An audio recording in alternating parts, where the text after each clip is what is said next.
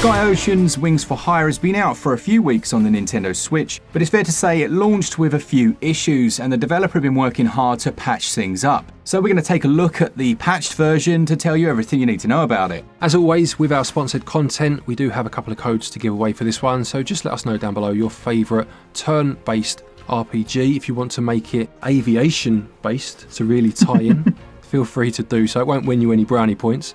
But yeah, what exactly is Sky Ocean's? Well, let's find out.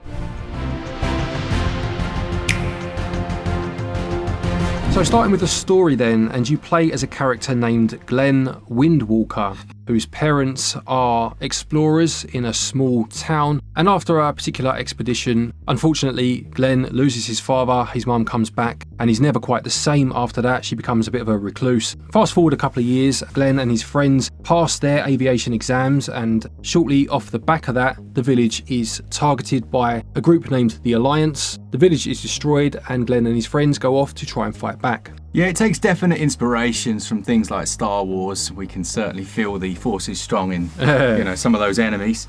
But in terms of the character there, Glen Windwalker. Yeah, I think they might have looked at the channel and gone, those two names are awesome. And they've come up with a bit of both.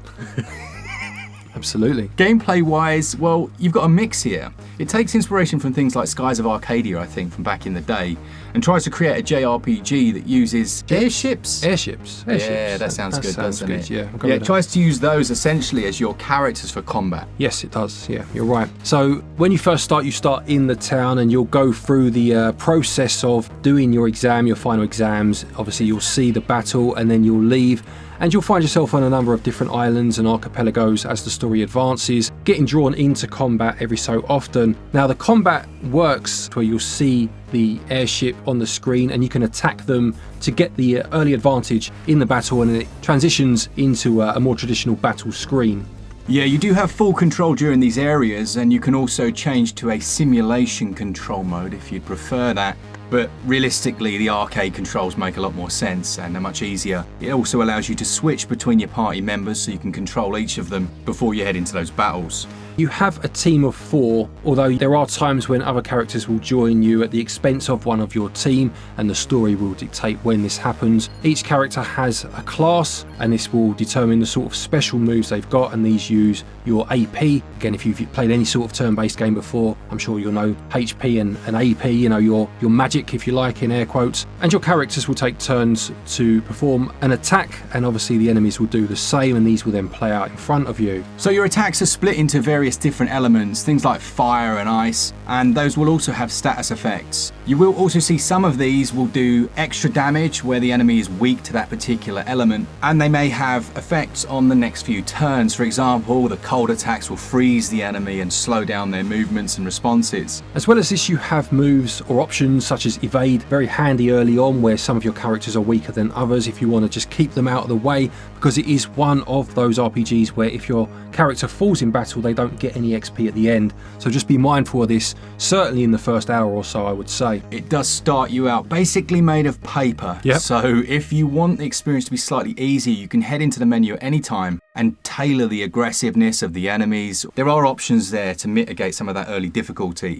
As well as standard combat, which won't always be against other airships, by the way. Sometimes it's like these flying bird creatures and other classic JRPG enemies.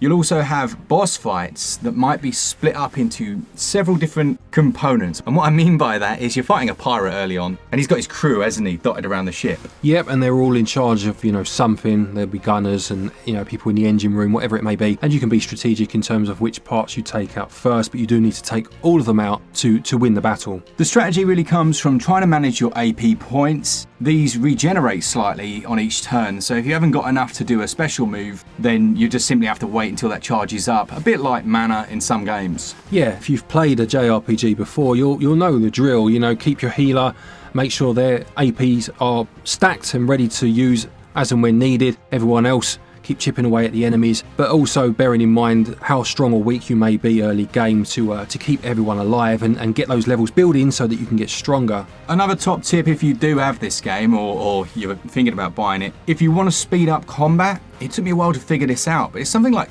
double clicking in both sticks or the left stick will speed everything up massively. Yeah, it's not as obvious as in some games where you hold down a trigger button or something like that. So yeah, that's a good tip if you want to speed through some of the battles.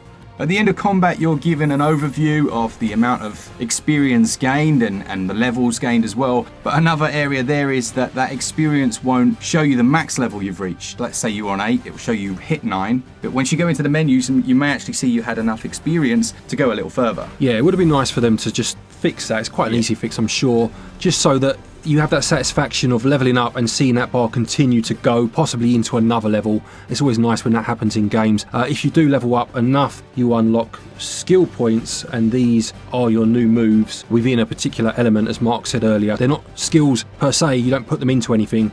They're basically your new moves that you can then use. Those are called arts, and they'll be unlocked periodically as you level up. You will visit a fair few different islands and places, and for me that was probably the more interesting aspect. You know, I like the combat, but I think I prefer those elements, you know, where you're actually exploring these different areas.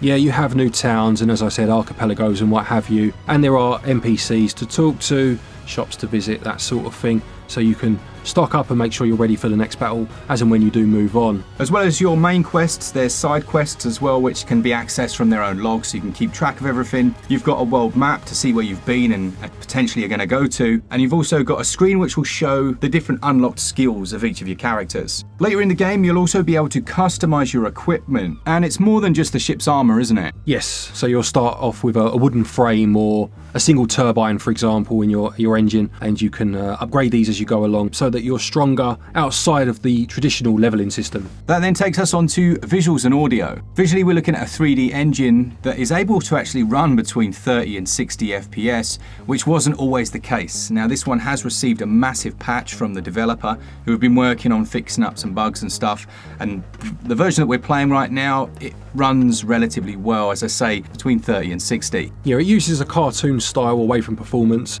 You'll see some really nice cutscenes actually, not just in terms of those that lead you into the game, but at certain points within the story also. And the general aesthetic does have that nice, colourful, almost anime look to it. Although most of the bugs have now been fixed, there are a couple of little quirks, aren't there? Yeah, there were a few little bits you might notice around the characters' portraits within battle. It doesn't look quite as clean as it should, and there were a few stutters entering combat at times, but the patch has certainly made a big difference to how it was launched a few weeks back. Moving briefly on to audio then, there is some voice acting in the games. You will hear a lot of the same lines when you use particular moves, but it's nice to have it just to flesh the characters out a bit. For me though, the highlight almost of the whole game was some of the soundtrack, especially in battle. It had a very interesting, felt a bit to me like Jerry Goldsmith's score for The Omen. I think it's called Ave Satani or Satani, something like that, excuse the pronunciation, but having that kind of choral Latin, but in a much more high-octane way. So you have like the fast-paced nature of the music, but then you have these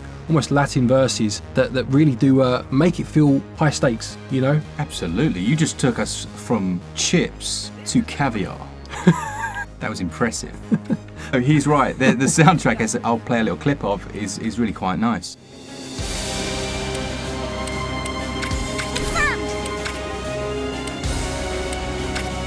That takes us on to value then, and the game retails at just £19.99 or your regional equivalent.